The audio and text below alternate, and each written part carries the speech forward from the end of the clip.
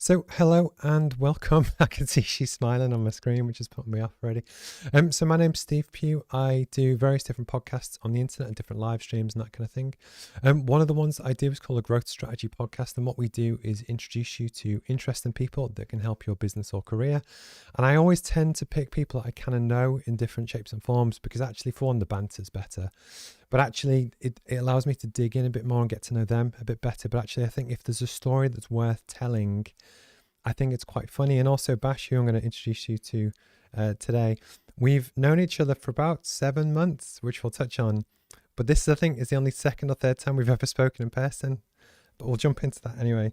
But if you join us for like the next 40 or so minutes, depends how much we talk. If you send in any questions, they pop up on my screen. I'm happy to kind of bring it in.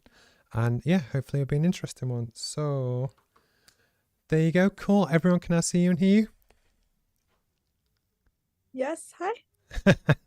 See, this is hilarious because for someone that interviews people for a living, this is strange for me because it's strangely intimidating because I just make up how I interview people and ask people stuff.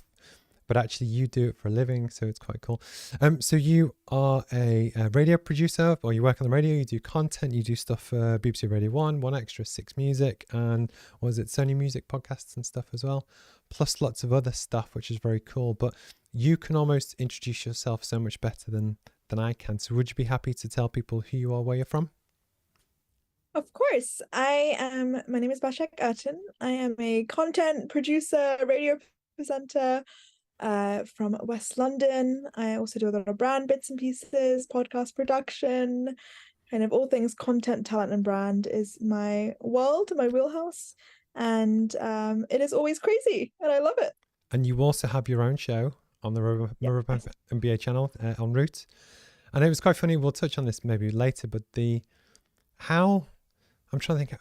So when I first started to advertise for extra people to just get involved with the organization and what we're trying to do and the channel and the content and stuff, from your point of view, what did you see online? And then I can't remember how we actually got to kind of meet and start to talk. It was an interesting one because it was around the time that I really wanted to expand some of the kind of radio presenting content that I've already done. As you've touched on, I have a weekly radio show on the Beat London. I also have a monthly one on Voices Radio that I've just come from. And I just thought that, live is great, but live is that 1 hour or there's 2 hours and that's it. And there has to be more kind of space outside of putting them on Spotify. And there has to be more kind of editorial direction that we can give these conversations so they live beyond that one moment. And so I think we had a really nice organic meeting because I came across a lot of other people advertising, as it were, for presenters via presently.com. For those that are watching, it's a really good resource. That's what it was. For presenters. So someone that wasn't me put the advert from LinkedIn on Presently. And then I started to get loads of really cool approaches from like what I call professional people like yourself. And it was it was strange because it was out my depth, but also it was also really nice just because the whole point of what we were looking to do was almost to engage with a wider audience of people, to have interesting topics around. Yours is about music, culture, business, etc. But actually I was open to what we were going to do. And it was just really cool through a platform like that, just to meet people that I'm based in the northeast of England, you're in London, but we would never have met otherwise. And it was quite cool. And then obviously we went on to, how do we even get onto both the name of the show? And I think I said to you, what do you want to create? Because it is your baby. It's your thing.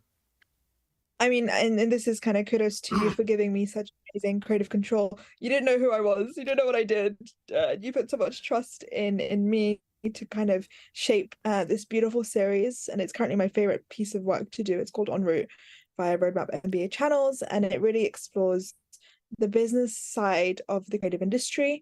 I've sit in front of, and I said this to you as well, I sit in front of so many artists and musicians day in, day out. We have a really fun, fluffy, bubbly conversations about really fun, fluffy, bubbly things.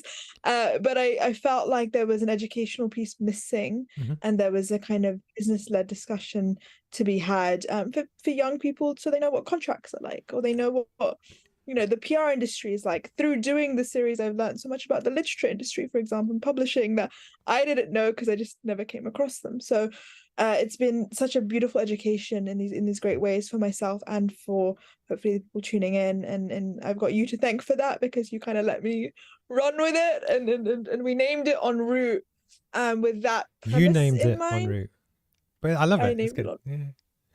I always do this too. I always say we named it, and he always says I named it, but that's true. But the thing that I love as well, it's one way that it's evolved, is that I'm going to jump to it now, but it was one of the questions that was going to be later on, is that the original plan. So I'm 40 now, and it's almost my view on the world as a middle-aged white man will be different to yours, different to lots of other people's. And what I've really loved about the different conversations, because you spoke to Jay-Z's right-hand man, we had Martha Kin, that's manager of Year and Years, and Ollie Alexander. You have the lady from Berlin who's got the book publishing company. But we've got all these really varied people from different backgrounds, very cool kind of stuff. But it was interesting about how much culture and race and almost history and that kind of thing comes into it. And it's something that I don't see in my regular circles. Like we mentioned LinkedIn just before we came on live. I don't really see much of that. And it was really interesting to see it start to come through. And I just wanted to kind of pick your brains on why do you feel that is? I mean, when you say the word culture, it encompasses so many things, right? I'm Turkish, let me take myself, but I grew up in London, but I went to an American high school in London. So I have these weird Americanisms that come out in my speech that I'm sure you can hear. Because Steve has spent many hours staring at my face, unfortunately, and cutting up content. And then there's the culture that we adopt, and the culture that we're assimilated into, and the culture that we want, and the culture that we reject. There's all these things that are going on. Let's take Charmaine Lovegrove as an example, who is the Berlin publishing kind of director. She is a Londoner, but now she lives in Berlin, but she's a Black woman. Like there's intersectionalities in every single things that we do. And I think the series really shows that in a really natural way, just by being who we are and by the people that we choose to spotlight. Again, I was given a really wide umbrella by you that I'm so grateful for, because it never once felt limiting, and it really just felt like anyone that was interesting to me, which is basically everybody, but it's not, right? It's these textured people that have these really unique combinations of grit, hustle that we both love. They've made something of themselves, and they've done it for the good of their wider community. If I look back now, 7-8 months in, that's kind of the brief we've landed with without even meaning to, which is successful people that are doing good things, because you are a successful person doing good things, right? And so you want to feed more of that platform and like more of that work. But the one of the things that I love is almost it's the hustle culture. I won't give the example we gave before we came on X, it's embarrassing. But it's one of the things that I really love is that, like, you had the guy that started his own record label, and he also didn't he DJ at Glastonbury or something. But you've got all these really cool people that go and do stuff, and they've got a passion. They start a side hustle, but it's that creativity and drive is exactly the same if you want to start a business consultancy, if you want to start an engineering firm, it's whatever.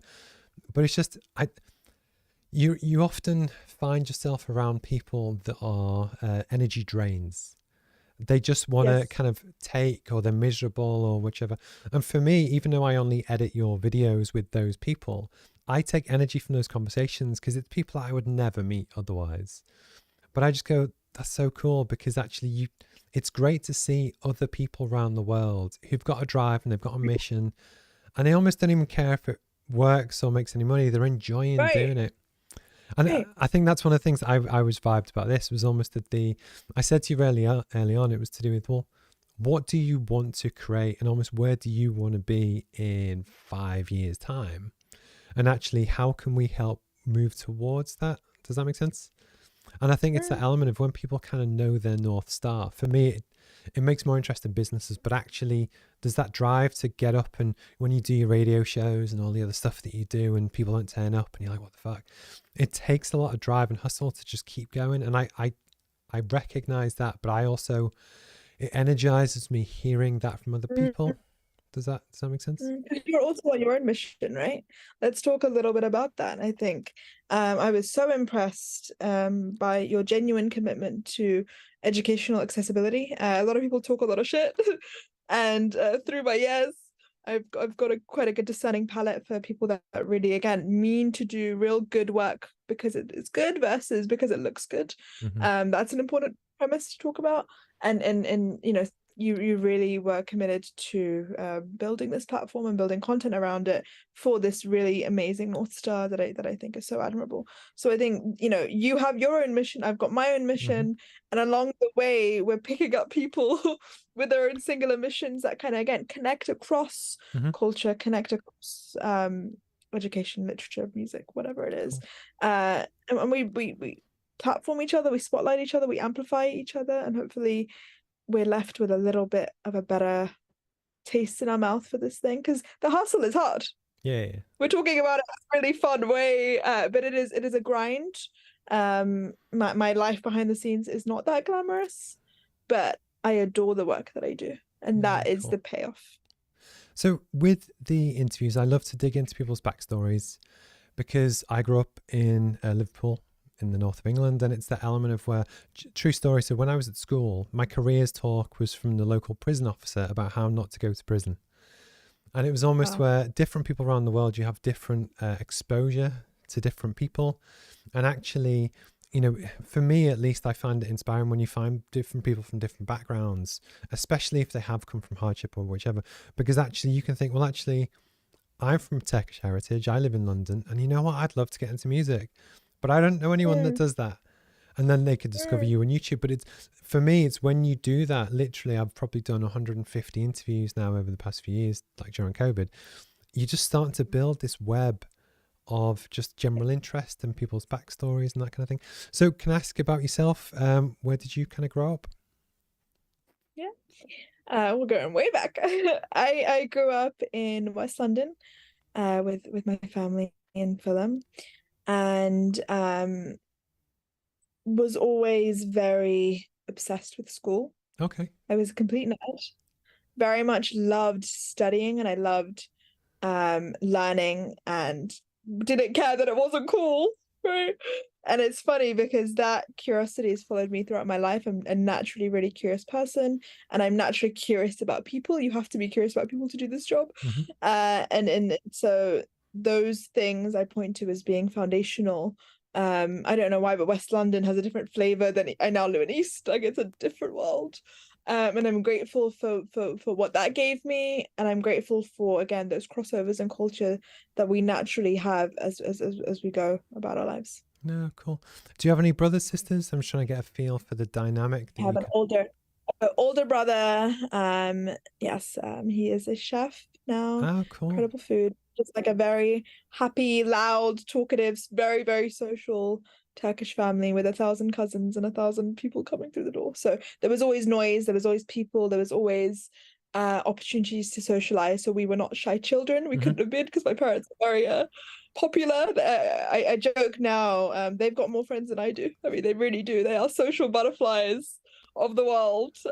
So that's been such a beautiful foundational thing to have as well as you go out in the world, and also just not being afraid of people.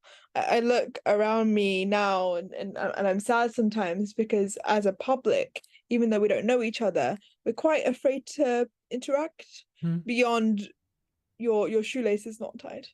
That's the extent of a conversation I have with people, and it's like, what a loss on some level. Well, because I must say, a lot of what your job is now is very social. You can't be shy to do what you do, arguably also what I do, but it's that element of where I'm sure there was training involved about how you grew up in that culture and that environment where you just get thrown into I won't say the spotlight, but you can't just hide in a corner, I imagine. And it's really interesting to see actually that you were very kind of nerdy at school as well. So what happened next? Did you go to university? Yes, I did. I went to Queen Mary University, and I promptly decided that I couldn't do 3 years in this I mean, the university was incredible. It's a Russell Group. I studied politics, loved my degree, but it was on the shadiest road in the history of London, which is Marland Road, which is, this is true, the most crime in town. So I remember being 20 years old and just not feeling safe going to university. I mean, like, no, I can't do 3 years of this. Let me explore other campuses and other options. Genuinely, that was my first kind of Wow. ambition as to why. I then came across a Erasmus program, which was in New York or Singapore. Now you could tell which one I chose. My father was not happy with me. He was like, "Go to Singapore." I was like, "Why would I go to Singapore?" New York. So I applied to go to New York, and I still to this day remember my mission statement. I couldn't write it until the very last day of the deadline because it meant so much to me, and I'm a writer as well, right? And it was the first time in my life that I felt fear in a real way. Like something has stakes, and these stakes are high, and you can throw shit at the wall, and if it sticks, your life will change, and if it doesn't stick, you will be distraught. And I couldn't quite, and to the point the deadline passed, and they extended it, and I was like, Basak, go home, sit down and write this mission statement. And I wrote the mission statement, and I got in, and I got accepted, and I flew to New York. And that was really transformative as well for a social element in terms of surviving in a city. I had one friend who was my best friend from school who'd moved over there as well. So I went into New York with one friend who I lived with. Out of interest, and I came out. For something that was so important. Actually, I'm really fascinated by the concept because I've been there at different times about that one decision that someone else can make that can make or break it, and you would be crippled. And I remember being on the bad side of that in the past. But anyway, why did you leave it so late? Just fear? Absolute fear, because I know how to form a sentence. I know how to write a strong mission statement. I'm a writer, right? I pride myself on what I am first is my I love words the most. I knew I could get it. I knew it was possible. I didn't know if I was going to get it, but I could, and I could smell it. And the taste of that, it's like it's almost like your favorite meal is cooking downstairs, and you almost don't want to believe that it's that meal. Because if you think it's that, and it's not that, and it's spinach. And so I think I was like a weird self-sabotage, because genuinely the deadline passed, and I was like, well, that's it then. You must hate spinach. That. It's funny though, it's with something that I don't think anyone in the world knows, maybe one or two people. I cried when I found out I got into uni, because for a long time I never thought I would. And teachers told me I would never get in, and I'd never amount to anything. I think it's part of the fire that gives me now, but it was almost, I remember when I actually got the piece of paper in sixth form that said, yeah, you got in. And it was that way, it was that same thing. It was like, wow. And then heavy. Fast forward to after. No, you go. I know, I agree with you. It's heavy to hold, and it's heavy to conceptualize, because once you've gone into university, now you've got to go to university. Yeah, it's a bigger thing. There's always a bigger fish. Yeah. I said that to my my nephew, and he went to a very posh school, got 14 A stars or whatever it was, went to university. He also went to do engineering at Sheffield, same as I did. But my point to him was, he's probably going from being the smartest kid in his school to suddenly you're in a much bigger school. So you're going to go from top 5% to probably somewhere in the middle. But that's a big life adjustment, because then it's, anyway, but it's that life journey that I find really interesting, is where now I had a conversation with someone yesterday, and her son is 18 or so. He wants to do graphic design.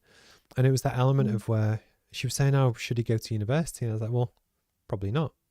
But it's now, I think the world has changed. So I went in 2002, but it's almost depending on what you do. And you can correct me if I'm wrong, but say if you wanted to get into music production, like if you want to be the next Fred again, just get really fucking good at music production.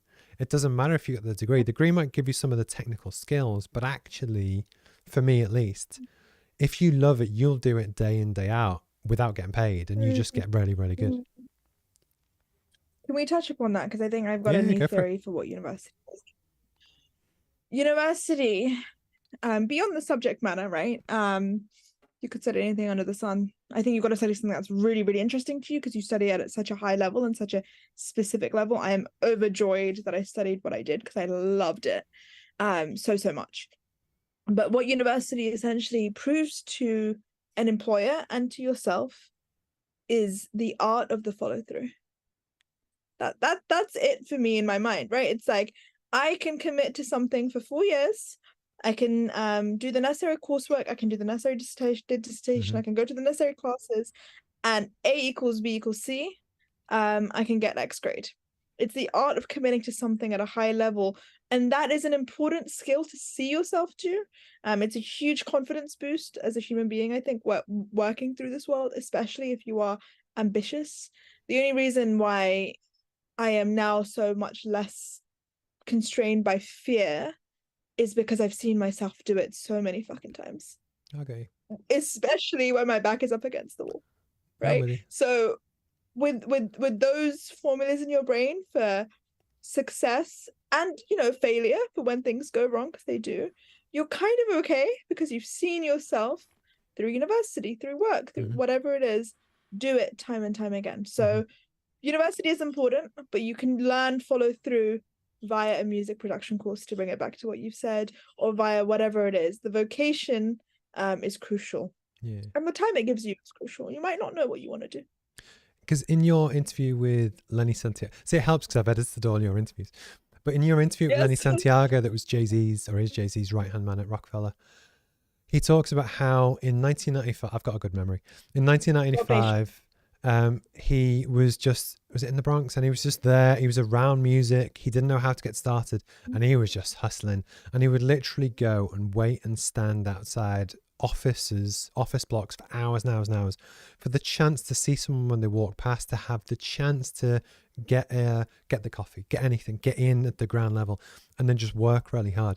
And then fast forward, what I guess now is 40 years, he still views himself as a soldier. So where his superpower is his ability to grind and deliver and follow through, he doesn't claim to be a business strategist or some shit hot MBA guy, but actually he took that opportunity. You know, his back was against the wall and he's worked really hard, and it's fascinating to see that. So I need to ask, so how did you go from political science to what you do now? I've been asked that a lot, actually. It was fairly easy in my mind because I looked around. So I graduated in 2017. BA politics. I also then did it, like I said, at Erasmus here in New York, so I did American politics there. And in both of those two environments that I went to, London and New York, I looked around and there was a lot of white men studying politics. There were very few women at the time. There wasn't this political climate that there is now. Activism wasn't cool. Like, I chose a very kind of dry subject on some level for the time.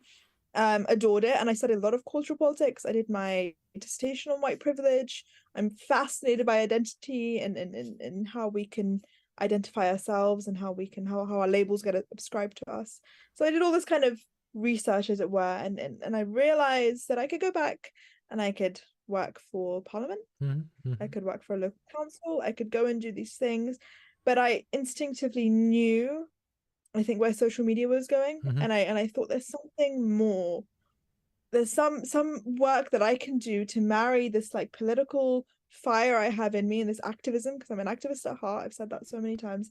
This like social conscious element of my life that drives me, with media, because media for me is an amplification tool. Well, that is the and power. Almost we are not being heard. Yeah, because that's one of the things that got me was that with so before COVID, I'd just set up my own business, and the traditional way that you get your voice out, get your voice heard, was that you write to magazines and you hope that other people give you a platform. And I was like, fuck that. Why not just create the platform?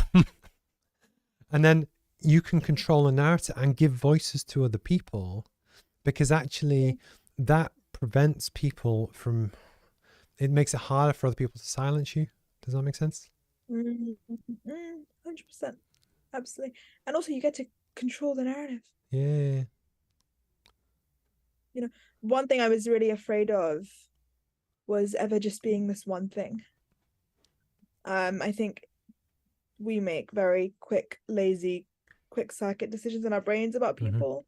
And having done this job now for 4 or 5 years, I am so amazed at people's depths, and I don't kind of make up my mind about someone in 30 seconds or some bullshit, because that's not real, right? I've learned that everybody has layers and everybody has such interesting stories. I mean, literally everybody. And that has driven so much of the work that I do now, and the work that I'll continue to do, because again, just remaining fascinated and curious serves a lot.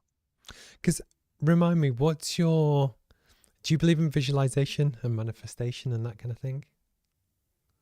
Yeah, but I also believe in hard work. Like, I think they have to go hand in hand. I don't think that I kind of sit around and like chant to the gods. I am really spiritual and I do pay cadence to that Okay. when the time is right, but I really am a doer. So that is probably my superpower. Because If there is an artist in front of me that I want to interview, I'll go up to them and talk to them or yeah, whatever. because I'll do. what's your big dream for 5, 10 years time? If you're happy I to share it. think for me, yeah, of course. I mean, I think for me, it's continuing down this strand. Um, I used to live with a lot of urgency that would make me unhappy because I'd be like, I'm not where I want to be right now. Mm-hmm. And I think the beauty of getting older, and I know I sound old saying this, is learning that everything has a season, Mm-hmm. learning the importance of pacing yourself and really respecting your craft. So I am and I have been in a building phase of the kinds of conversations that I want to do, and Mm-hmm. that mission remains steadfast. So I still would love to continue doing the interviews at the highest possible level, and be the best broadcast journalist in the country. Yeah. That's the mission, because there's no reason for me to try and be number two. Why would I do that? No, but one of the things that I love is that, am I right to say that you're sat in the BBC at the moment in one of their I offices? am. You can Is see the microphones. so Okay. true story. So for instance, when I come to London, I'm been last time was June. I'm back again in November. I know you asked recently. But one of my favorite things to do is, there's the Cafe Nero outside the front entrance. Yeah. To me, that building is like mega cool. It's somewhere that, like, one of my dreams would be one day to go in and get interviewed for something. I don't even care what it is. Like, and I listen to Radio 1, have done for a long time. But my point being is that we often not second guess or overlook our own achievements, and I'm guilty of this. But my point being, you're kind of already in the hub of Europe's kind of media center, so you're well on your journey. As if you would have rewound back to 2017, and 2017 isn't that long ago, you've come so far, you know what I mean? And I know some of the people that you have and do interact with, and they're famous people, and that in itself, at least to me, is really cool, because there will be 100,000 people that would have killed to get that gig, but the truth is they probably didn't work as hard for it. They didn't want it. They didn't do the hustles. They didn't do the interviews at 2 a.m. When Lenny S cancelled on you 4 times and then rearranged, they were like, oh, fuck this. And it's that lack of ego I think people recognize and they'll want to be around, which is kind of quite cool. One of the questions that through editing and watching a lot of your interviews before we like broadcast them, you've got all of the different people from marketing publishers to artists themselves and artist managers. And we've had the guy who had the app, and it was to do with influencers in different backgrounds. But you have Chris Roach. You have all these great people. Yeah, it is Chris Roach. And you often judge yourself, or you describe yourself as being talent adjacent, so you are around that kind of level. But one of the things I seem to have noticed, especially when you talk about people trying to make it in the music industry, and it was one of your questions to Lenny S, is almost how people have to treat themselves as their own business. And I didn't know if you could kind of speak to that and share some of your experience of how, if someone was 15, they're good at something and they want to get to there, almost just some of your experience, kind of the kind of things that they might need to do, think about, work on, promote themselves, that kind of thing. Really great question, and a really important one, I think, because often it's quite daunting to be like, well, you have this vision and then you're here, what happens in between? Like, come on, bro. Like, and again, I go back to follow your intuition, because it doesn't actually lead you astray. I probably realized that I wanted to do radio fairly late in life. I was 26 years old.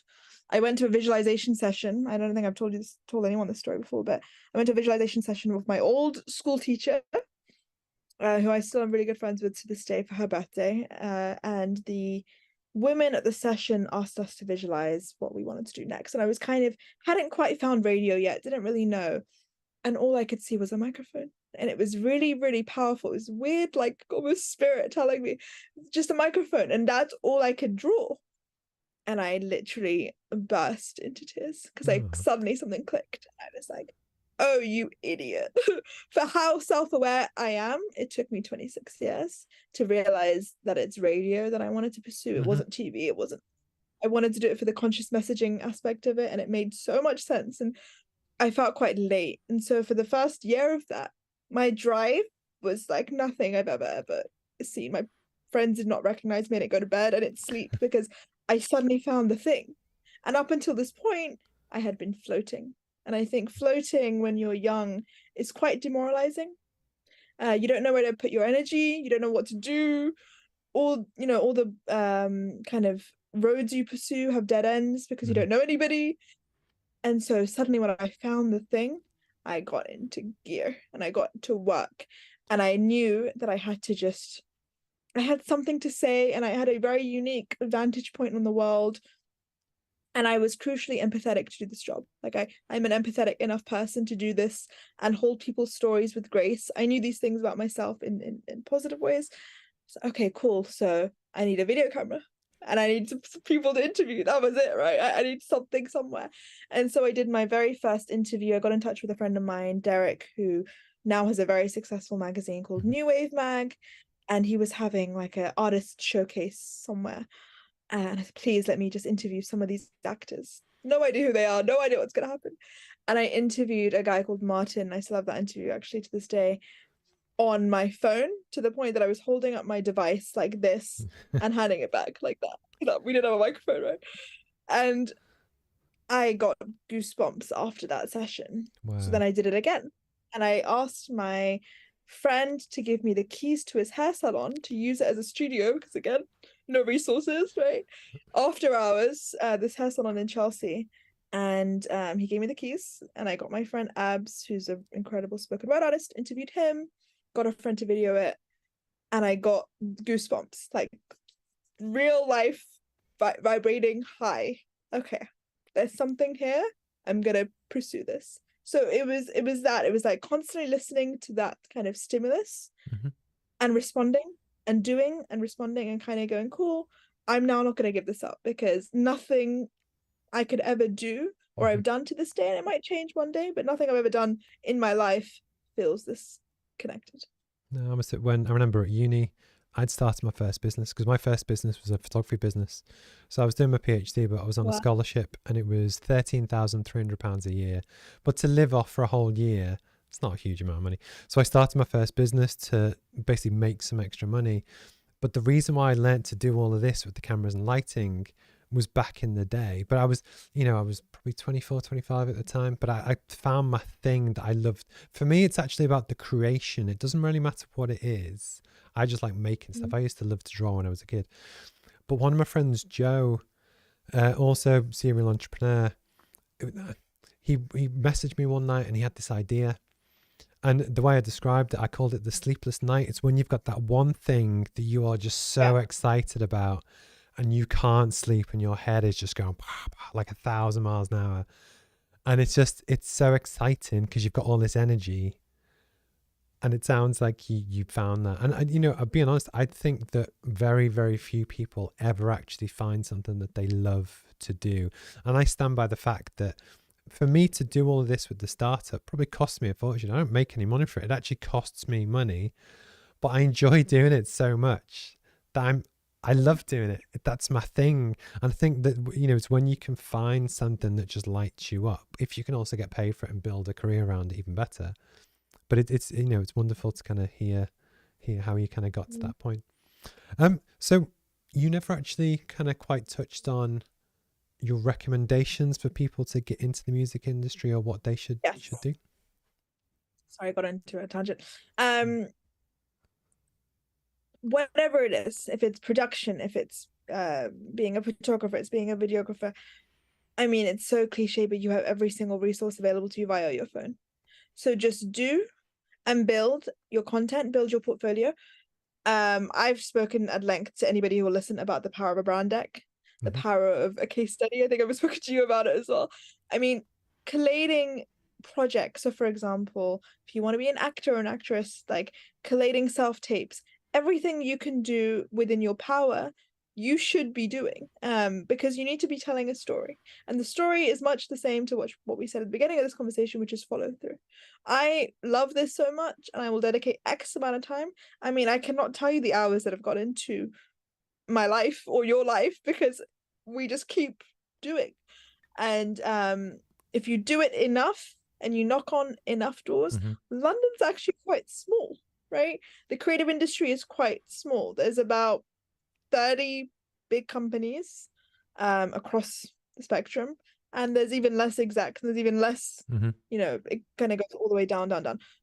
Throw yourself into every networking opportunity. Do not be shy, and also call yourself the thing before you are the thing. So before I had even had a radio show, right? Before I even had a radio show, I would go up to people at networking sessions. Hi, I'm Basak. I'm a radio presenter. Where do you present?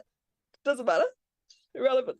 I am this online thing, right? Or before I found radio, I was a writer, and I'm a published poet. Cool, I'm a poet before I even published, because I understood the power of perception. Yeah, I agree with that. And the power of, okay, well, if you're a radio presenter, well, I have this music that I want to promo. Let's connect straight away. There's someone for me to build content with. It's mutually beneficial.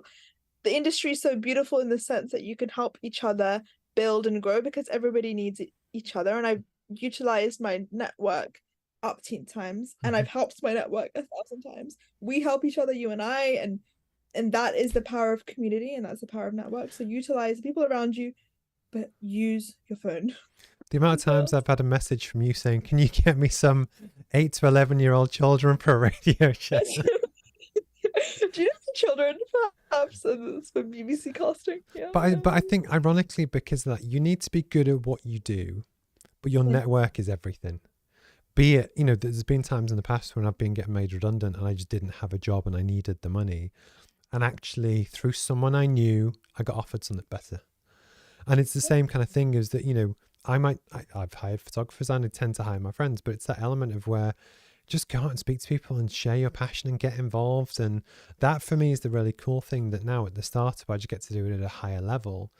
But the irony is that I know a lot about business and I know a lot about the stuff that I do, but I don't necessarily know a huge amount about startups and fundraising and all that kind of stuff. But actually that for me was the beauty of where, when I was looking to just help amplify interest in voices, I didn't give you a brief. I said, look, what do you want to talk about? And then the amount of times that we talked about logos and color schemes and exactly what you wanted. And I was like, for fuck's sake, just pick one. But we got there and it looks mint. But that, be patient with me. I'm crazy Virgo. That's the other side of the coin. Like, I am a perfectionist, as you are as well, and I love that. I definitely am. Yeah, we really care. But we're not afraid to look dumb and look stupid. I'm going to borrow a quote from Beyonce, because she said this quite powerfully. People are afraid to be in rehearsal mode. People are afraid to look dumb while you're rehearsing for a, dance or whatever. I was not good. I'm not even sure that I'm good today, but I knew I wanted to be. Yeah. And if you do something enough times, you will become good. I wasn't focused on looking smart or looking cool. I was like, I really am obsessed with this thing. I want to sit in front of as many people. So at first it was about quantity, and then it became quality for myself and for the person in front of me. And now we're so specific about who we speak to on route. It's so cherry picked. There's such a frame in my mind. Okay, well, we've had a woman in this industry, we should have a man in this industry, or there is a map, as crazy as it seems. Okay. And one of the things that this sounds silly, but it's true. When I remember watching Beyonce at Coachella, and it was when someone just nails something so well, as for me, she did at that thing, but it could be a sports star at a thing, or obviously I play basketball or whichever. It gives me goosebumps for them. Does that make sense? Because it's when it was on the Beyonce documentary. It's not that I'm a huge Beyonce fan, but I watched it. And it was all of the thousands of hours. But realistically, she started when she was probably 7. And you just see things build to a certain moment. And when it just hits. The other one which really got me was Rihanna's Super Bowl performance.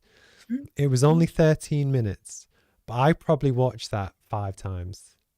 I was just like, it was just everything about it was just executed so well that I remember I got to see Foo Fighters, and this is when they toured the UK, probably about 6 years ago. And we were right at the front, and it was, what was interesting, so you had 50,000-60,000 people there. Me and my brother were right at the front. And before Foo Fighters came on, it was Kaiser Chiefs, and it was Ricky Martin, and they were struggling to get anyone to care.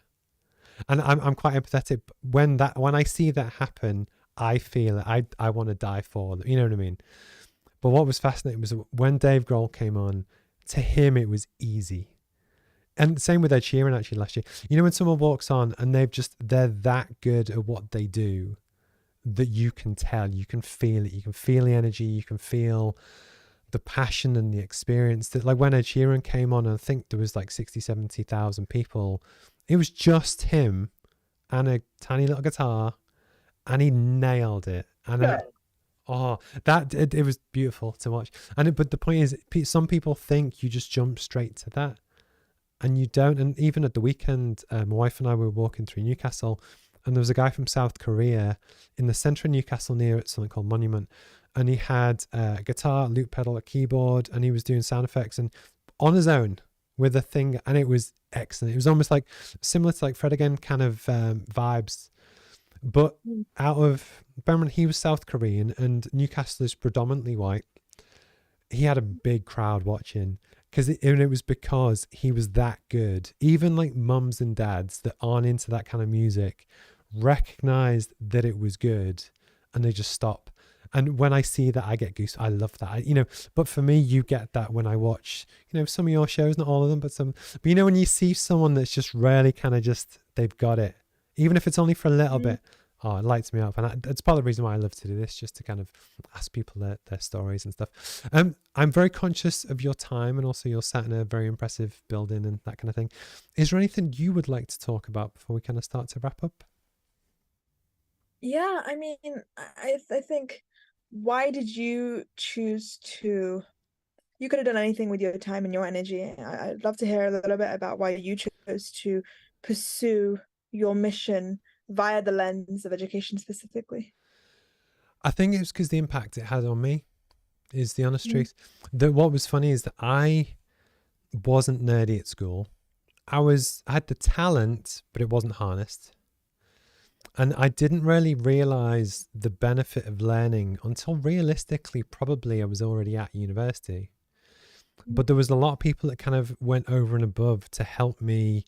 I was terrible. Like, I'm good at maths as a global thing, but actually in that very niche, I needed help. And there was people that helped me. And there was a lady called Elena that's been a guest on the podcast to help me with some other stuff. But there was lots of people that helped me get to where I got to, that if I didn't have that extra help and people went over and above, I wouldn't be here. But then also when I actually started my career, the one thing that kind of got me was that if you wanted to learn business or career skills to actually, how do you build a business? What's business strategy? It's really difficult to do, but also it's often exclusive to rich white people. And the truth is that growing up, I could never afford it. And even when I started my career, when I was 26, 27, it was well out of reach, just not a chance in hell. But the truth is, the more I did and the more I read and the better I got at it, I just wanted to make it so that people from, I was raised by a single parent, but we've done well now, but it's almost where we overcome so much challenge to get to that point. But also because I'm good at learning stuff and I have a platform that I've built, I also realized that if I don't do it, I'm not sure anyone else will, which is brutal because they would just get overtaken with other stuff. But ironically, because of that, it gives me the drive, because actually I don't want to let other people down. Because I got told in this room on Monday, there's a guy that was like, look, I love what you're doing with the roadmap. I've quit my job. I'm going to start my own business. I was like, fucking hell. But the point is that there's so many people that they want to learn the stuff to progress in their career, to get promoted, or just to make their business viable to pay their bills. And the truth is, almost everyone else, if you can't pay, they don't care. And if you're from East London, West London with 7 kids, or even if you're a multimillionaire, I think the ability to access the information to help you feed your kids should be free. But, so we have users in 56 countries now, but it's that element of where I've spent a lot of time in America, and America is very commercialized. Like with Oh, I'm a big fan of Lin-Manuel Miranda. So again, I love Yeah. Hamilton and that kind of thing. But you know, in Washington Heights, the film, there's a scene in that where essentially one of the characters, there's the big thing about the lottery ticket and what would they do if they won. And his big thing was, well, I would spend it on business school so I could learn how to do whatever. And the point Wow. is, I think most people know there is a universal benefit to do it, but the point is, over half the world's population lives off $6 a day, and they can't afford to go to Harvard or Durham or London School of Economics. But the truth is, almost all global providers don't give a shit. But I do, because I've been there. So it's that element of, it might still crash and burn and fail, but that's my mission. And you can't really take it away from me because I own my own platform and I do all the stuff, and I hire cool people to help me get the word out. It's just, I enjoy it. This is my kind of, do you know the phrase ikigai, which is your kind of life's meaning, and you can bring all the different passions and stuff together. That it's just, I personally feel like I'm in the right place at the right time to do something that I think can make an impact. And it might not, but I'm going to try. It's making an impact already, and to my life, if not to the people that are regular kind of subscribers to the programs. And I feel honored to take your message forward as well. And in this way, again, it comes back to the ecosystem. You've helped me explore this whole new avenue that I wouldn't have done otherwise, and hopefully I've helped you bring more people into awareness and show, again, with a little grit and a little perseverance. I think we're both testament to that. One day you can go. I'll get my interview at the BBC. That's one of my dreams. But going back to your thing about practice, is that podcast interview is a bit different because it's an interview. I'm talking to someone. But when I do my live shows on a Friday morning, which is a different setup, same room, but it's just I present topics and ideas. All of that is just practice.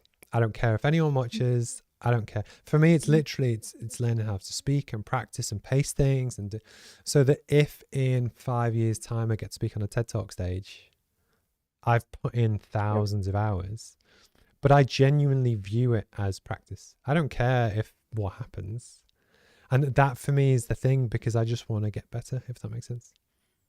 But and almost kind of that detachment from the outcome is easier than obsessing over, I must be here. Yeah, I'm with you. That's cool. So I am conscious of your time. So towards the end of every interview, I have 2 questions that I tend to ask everyone. They get their own place on YouTube, and actually in many ways it's my favorite bit. The first one is, would you be happy to share the best piece of advice you've ever had? Whew. So many. I had a really good one for this, and I've completely gone out the window. That don't we? So many. The one that I now think about is 2. So there's 2 of them, but they're similar. So one is, one hand washes the other, and the other is brick by brick. And I think it speaks to where I'm at, and that kind of continual, relentless, obsessive, small action every day that can lead to big action over time. Again, those 10,000 hours. That's where I'm at right now. So sometimes on the craziest of days when I've got 1,000 things going on, I'm like, one hand washes the other. Like, again, time, pace, and commitment. Those are the spaces I now occupy, so that I don't ever overpraise myself when I have an amazing interview and things are great, and I don't ever feel uninspired, because uninspired for me is a dangerous place to be in, and we've spoken about this ourselves personally. And so the pacing for me is crucial, because I have all this energy and all this love and all this passion, and sometimes taking a beat and taking a moment matters. No, I think it's very cool, and I think it's true for a lot of people. That one of my early guests basically said that say business or life is a marathon, it's not a sprint. So if you genuinely plan to keep doing what you're doing for 20 years, you don't have to do it all today or tomorrow. And for me, it's the element of where at the end of each day, I don't do like the whole Tony Robbins thing where I write to journal, but it's almost about, but I do think I did some good stuff today, even if like nobody else would ever know, but it's one tiny little change that you just build things brick by brick, one tiny little bit at a time.